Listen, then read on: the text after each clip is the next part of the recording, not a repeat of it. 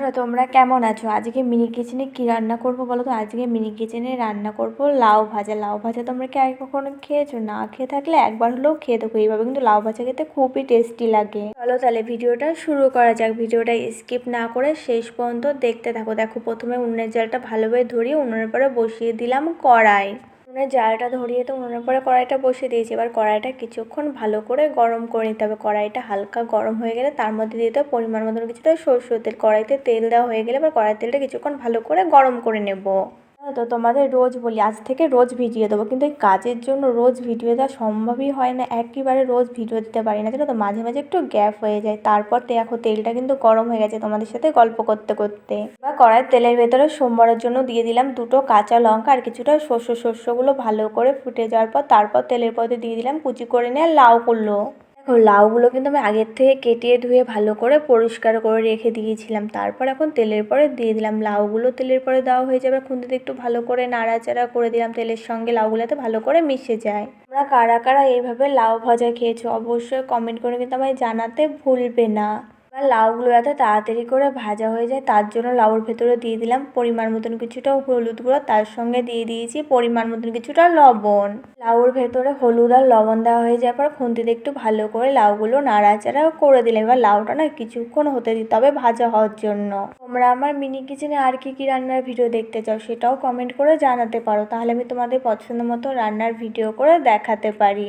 তোমাদের কাছে মিনি কিচেনের রান্নাগুলো কেমন লাগে সেটা কমেন্ট করে জানাতে পারো। তোমরা পাশে থাকলে আরও ভালো ভালো রান্নার ভিডিও করে তোমাদের দেখাবো। তোমরা যদি এখন আমার চ্যানেলটি সাবস্ক্রাইব না করে থাকো অবশ্যই মনে করে আমার চ্যানেলটি সাবস্ক্রাইব করে দিও। আর তোমাদেরকে যদি ভিডিওটা ভালো লাগে তাহলে ভিডিও একটা লাইক করে দিও। পাশে থাকা বেল আইকনটা অবশ্যই মনে করে প্রেস করে রেখো, যাতে আমার পরবর্তী ভিডিওর নোটিফিকেশান সবার আগে তোমার কাছে পৌঁছাতে পারে। লাউটা যাতে ভালো করে ভাজা হয়, যাতে ভালো করে তাড়াতাড়ি সেদ্ধ হয়ে যায়, এর জন্য লাউটা কিছুক্ষণের জন্য ঢেকে দিলাম, এতে করে লাউটা তাড়াতাড়ি করে সেদ্ধ হয়ে যাবে।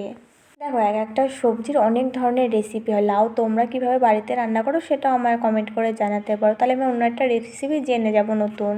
দেখো, এখন কিন্তু আমার লাউটা অনেকটাই সেদ্ধ হয়ে যায়, জন্য লাউটা আমি ঢেকে রেখেছিলাম, তার থেকে সরাটা তুলে নিলাম। এখন না দেখো, লাউটা দেখে বুঝতে পারছো অনেকটা সেদ্ধ হয়ে গেছে, লাউ থেকে অনেকটা জল গলেছে। এখন লাউটা আমি খুন্তিতে একটু ভালো করে নাড়াচাড়া করে দেবো। লাউ থেকে যে জলটা গলেছে সেটাই ভালো করে শুকিয়ে নেবো। আমি আবার খুন্তিতে একটু দেখে নিচ্ছিলাম যে লাউটা ভালোভাবে সেদ্ধ হয়েছে কি না। ওই রান্নাটা কিন্তু খুব সোজা আর খুব তাড়াতাড়ি রান্নাটা হয়ে যায়। রান্নাটা খুব সিম্পল, তোমরা কিন্তু এই রান্নাটা খুব তাড়াহুড়োর মধ্যে থাকলে করে নিতে পারো, বেশিক্ষণ লাগে না রান্নাটা করতে।